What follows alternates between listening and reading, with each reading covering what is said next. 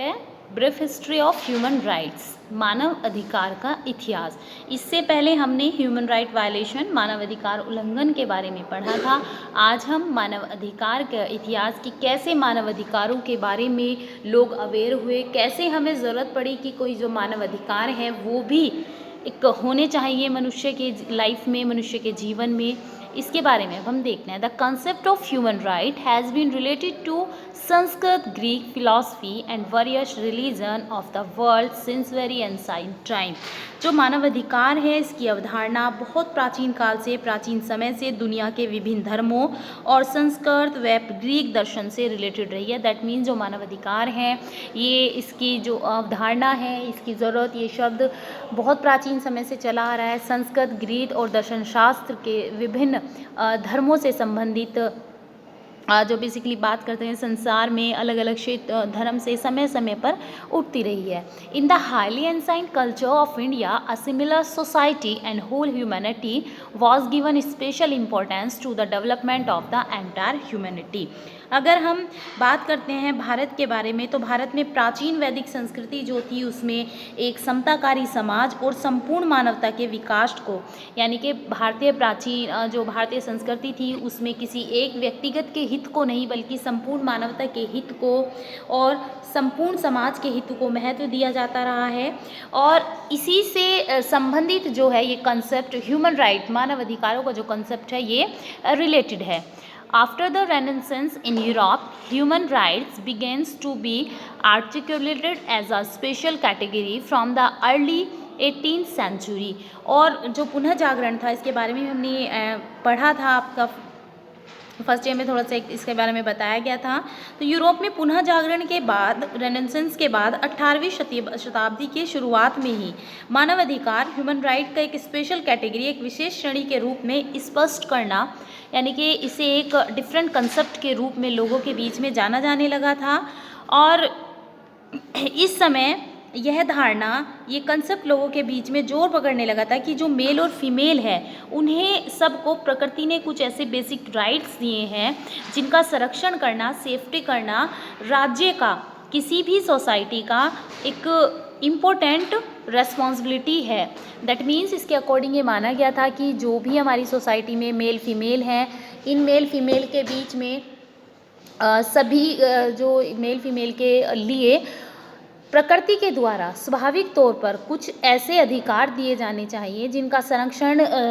राज्य सरकार को, देश को, राष्ट्र को, समाज को ऐसे कानूनों का निर्माण करा के बनाया जाना चाहिए जिससे कि उनके इन अधिकारों का हनन ना हो। This include all those right which are related to the existence of human pride. और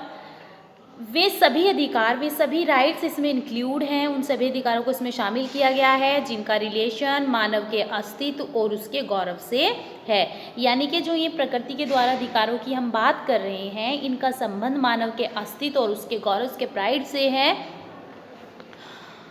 In the beginning of the century, Rousseau 1778 introduced the principle of social settlement and made it clear that the powers that the state received came from the agreement of their citizens। इस शताब्दी के, यानी कि 28वीं शताब्दी के शुरुआत में ही Rousseau ने 1712 से 1778 के सामाजिक समझौते का एक सिद्धांत प्रस्तुत किया था जो थ्योरी थी ऑफ सोशल कॉम्प्रोमाइज़। और इन्होंने इस थ्योरी के द्वारा, इस सिद्धांत के द्वारा रूसो ने ये क्लियर किया था कि राज्यों को प्राप्त होने वाली शक्तियाँ, यानी कि जो राइट्स होते हैं किसी सोसाइटी के, किसी कंट्री के, वो अपने नागरिकों से होने वाले समझौतों से ही, यानी कि अगर उन चीज़ को एक्सेप्ट कर रहे हैं सिटीजन, वो कॉम्प्रोमाइज़ कर रहे हैं उस पर, तभी किसी राष्ट्र को, समाज को ये अधिकार प्राप्त होते हैं। इस प्रकार राज्य का यह प्राथमिक दायित्व है, प्राइमरी रेस्पॉन्सिबिलिटी है कि वह अपने नागरिकों के आधारभूत अधिकारों का संरक्षण करे, फंडामेंटल राइट्स को जो है वो उनकी सिक्योरिटी करे। तो यहाँ पे बेसिकली जो ये कहा गया है कि हमारी सोसाइटी में, हमारे देश में जो कानून होते हैं, जो नीति नियम होते हैं, वो सभी चल पा रहे हैं, लागू हो पा रहे हैं, उनका अस्तित्व इसलिए है क्योंकि जो समाज में उसके नागरिक हैं वो उन्हें स्वीकृति दे रहे हैं, वो उन्हें स्वीकार कर रहे हैं, फॉलो कर रहे हैं। तो इसकी तरह समाज का, देश का भी प्राथमिक कर्तव्य है, प्राइमरी रेस्पॉन्सिबिलिटी है कि वो अपने नागरिकों के जो अधिकार हैं उनका संरक्षण करें, उनकी सेफ्टी करें। The concept of human rights came to the fore when the United States declared its independence on 4th July 1776, clarifying that this freedom will be based on the right to equality of all human beings. तो यहाँ पे जो मानव अधिकार की अवधारणा है, concept है ह्यूमन राइट्स का, इसे स्पष्ट रूप से यानी कि कहेंगे कि क्लियरली ये फर्स्ट टाइम हमारे सामने तब आई जब अमेरिका में 4 जुलाई 1776 4 जुलाई 1776 को अपनी स्वतंत्रता की घोषणा की थी। अमेरिका ने 4 जुलाई 1776 को अपनी स्वतंत्रता की, अपनी फ्रीडम को डिक्लेयर किया था और तब अमेरिका ने ये क्लियर किया था कि यह स्वतंत्रता सभी मनुष्यों की समानता के अधिकार पर आधारित रहेगी। That means first time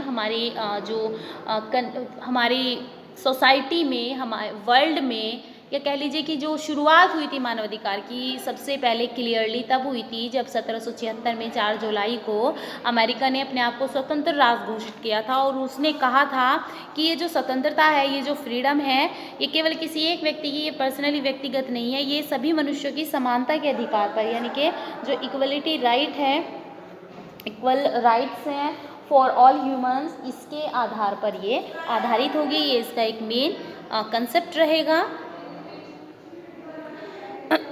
At this time, protection of human life, human happiness and freedom were accepted as the main rights। और इस समय जब हम बात कर रहे हैं स्वतंत्रता की, अमेरिका की स्वतंत्रता की, इस समय मानव के जीवन, मानवीय प्रसन्नता और स्वतंत्रता के संरक्षण को प्रमुख अधिकारों के रूप में स्वीकार किया गया। यानी कि समाज में इस समय लाइफ ऑफ ह्यूमन, मानव के जीवन को, मानवीय प्रसन्नता, मनुष्य की जो प्रसन्नता है, happiness of any human beings and स्वतंत्रता, फ्रीडम ऑफ ह्यूमन, इसके संरक्षण को लेकर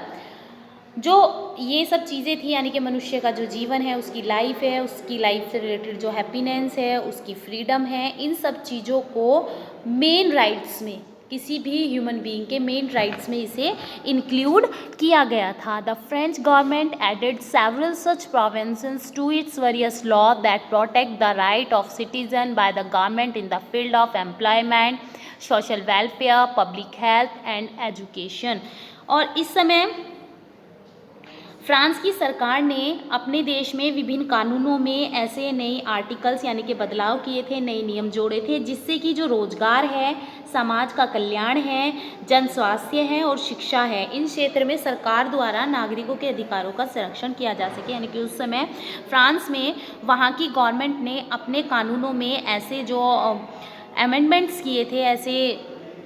बदलाव किए थे, उसने अपने देश में नागरिकों से जो संबंधित रोजगार है, सामाजिक कल्याण है, सोशल वेलफेयर है, जन स्वास्थ्य है, पब्लिक हेल्थ है एंड एजुकेशन जो फील्ड हैं, उसमें नागरिक के जो अधिकार हैं, राइट्स ऑफ सिटीजन्स हैं, उनका संरक्षण किया जा सके। After this many such social right were also accepted in Mexico 1917, Soviet Union 1918, Germany 1919, their constitution which are under human rights. और इसके बाद जब फ्रांस में अपने नागरिकों के अधिकारों के लिए, राइट्स ऑफ देयर सिटीजन्स, बहुत सारे अमेंडमेंट्स हुए, बहुत सारे उसने स्टेप्स उठाए। तो इसके बाद मैक्सिको ने 1917 में, सोवियत संघ ने 1918 में और जर्मनी ने 1919 में अपने कॉन्स्टिट्यूशन में, अपने संविधान में ऐसे अनेक सामाजिक अधिकारों को, सोशल राइट्स को एक्सेप्ट किया, स्वीकार किया, जो मानव अधिकार के अंतर्गत आते हैं। इस समय यूरोप के भी कुछ देशों में मानवीय आधार पर उन समुदायों को भी संरक्षण देने की बात जोर पकड़ने लगी, जहाँ उन कम्युनिटीज़ को, समुदाय को माइनॉरिटीज़ के रूप में, अल्पसंख्यक के रूप में देखा जाता है। बर्लिन में 1878 में किए गए एक समझौते के अंतर्गत जब अल्पसंख्यकों को विशेष सुविधाएं देने का कानून बनाया गया, तब अल्पसंख्यकों के अधिकारों को भी मानवाधिकार के एक विशेष पक्ष के रूप में देखा जाने लगा। तो बेसिकली यहाँ पे बताया, जब सबसे पहले फ्रांस में हो गया, फ्रांस में मतलब अपने अधिकारों के कल्याण, नागरिकों के अधिकारों के लिए बहुत सारे कदम उसने उठाए। इसके बाद मैक्सिको में 1917 में, सोवियत यूनियन में 1918 में, जर्मनी में 1919 में, इन सब देशों ने अपने संविधान में कुछ ऐसे अधिकारों का, ऐसे कानूनों को बनाया जो कि ह्यूमन राइट्स, मानव अधिकार के अंतर्गत, यानी कि कुछ ऐसे सोशल राइट्स को इंक्लूड किया गया और उन सोशल राइट को एज अ ह्यूमन राइट, मानवाधिकार की जो है डेफिनेशन दी गई, उन्हें मानवाधिकार के तौर पर उनकी घोषणा की गई। तो यहाँ पे हमने देखा जो मानवाधिकार हैं वो बेसिकली कहाँ से स्टार्ट हुए थे, क्या उनका कंसेप्ट रहा है, इसमें अभी बाद में भी किन कंट्रीज़ में इसमें क्या अमेंडमेंट्स हुए हैं, इसके बारे में हम देखेंगे, जानेंगे, वो नेक्स्ट लेक्चर में हम कंटिन्यू करेंगे। Okay students, thanks.